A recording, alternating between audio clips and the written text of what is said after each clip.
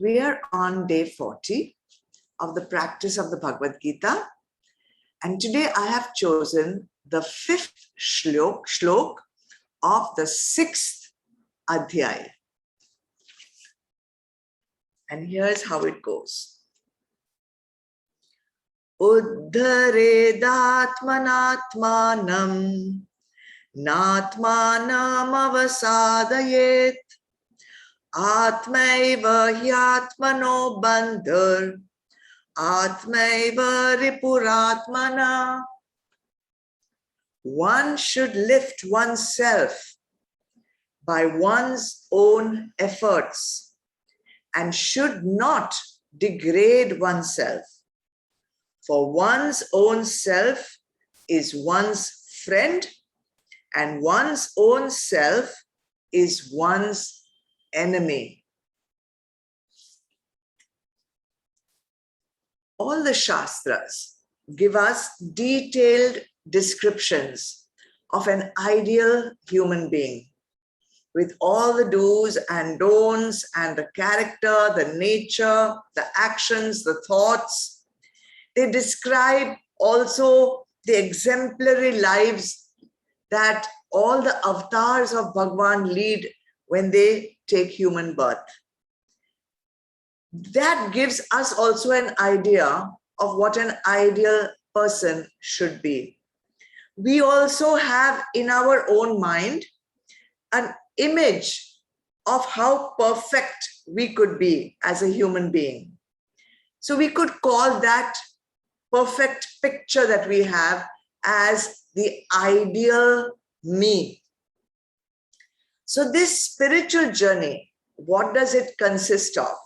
It consists of bridging the gap between the present me, who I am, and the ideal me that I could become and perhaps should become.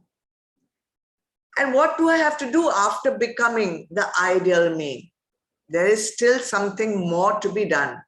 And the next step after reaching the ideal me would be to transcend even that ideal me and reach the state of divine me or the state of divinity. So how to go there? How to do this journey from present me to ideal me to divine me? The Shastras, all the masters have given us the way. Bhagavad Gita has shown us the way. Everyone points the way, but the actual work has to be done by the individual. We can only point the way. Shastras can only show you the direction, but you have to walk yourself.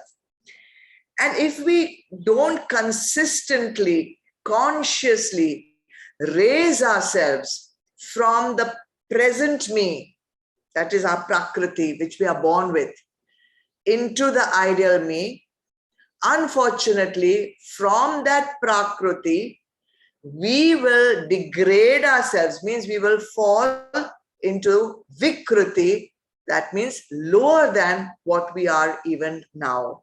So this work has to be done. How do I know whether I'm moving from present me into ideal me, that is Sanskriti, or whether I'm moving from present me into Vikruti or lower, degrading? We have to see how our thoughts are, how our actions are, how we change from disturbed, confused, angry states to more calm and more stable states. If we are moving from Prakriti to Sanskriti, moving towards ideal me, know that your mind is your friend. And if you're moving from Prakriti and degrading yourself into Vikruti, then know that your mind is going to be or is being your enemy. In the very next shlok, of the 6th Adhyay, Shlok number 6, Bhagwan says that it is your mind. It is your mind that is making you rise, or the mind is making you fall. So now it's up to the individual to decide and take that decision. Right now, I decide I'm going to move, make my mind my friend, and I'm going to move into Sanskriti, or then I just let nature take its course and allow my mind to become my enemy. So let's talk today about 5 steps how to make our mind our friend and definitely stop it from being our enemy. First, accept the responsibility of your present self. Recognize where you are. Take that responsibility instead of passing the buck or making other people, situations, whatever, responsible. You have to accept your current situation first and foremost. Then you are in a stable place to move forward. That's step number 1. Then these 5 sense organs, which continuously take us out into sansar, which leads to vikruti, take away the freedom from these 5 sense organs. Take away the freedom. When you feel that your sense organs are taking you into rag, taking you into dvesh, taking into attraction and repulsion, tighten the reins. You know who holds the reins of our sense organs? The mind.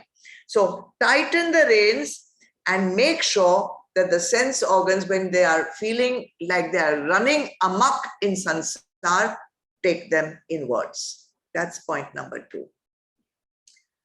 Point number 3.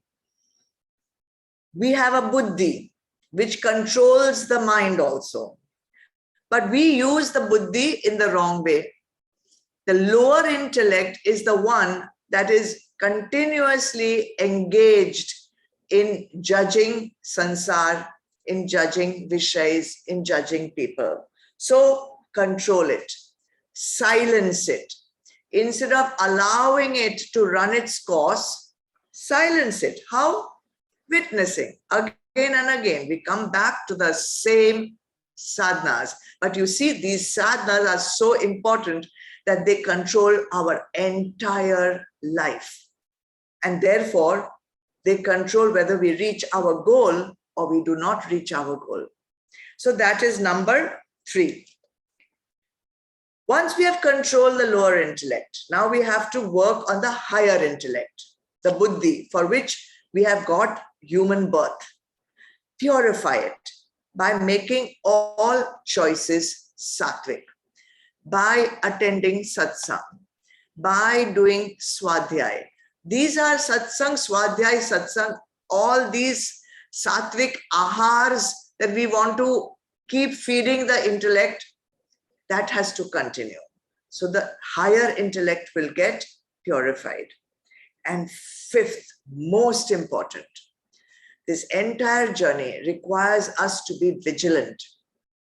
It requires us to be aware, alert, because it's a slippery road. Even with all this tightening the reins and satsangs and swadhyayas, we are likely to slip. And be aware, I am slipping. Now, get up. Prevent yourself from slipping. Catch it before you completely slide down into vikruti. If you do this, it is quite possible that you will reach your goal, your spiritual goal in this lifetime. Make your mind your friend and don't allow it to be your enemy. Okay, that is Bhagwan's Desh to Arjun. Let's chant.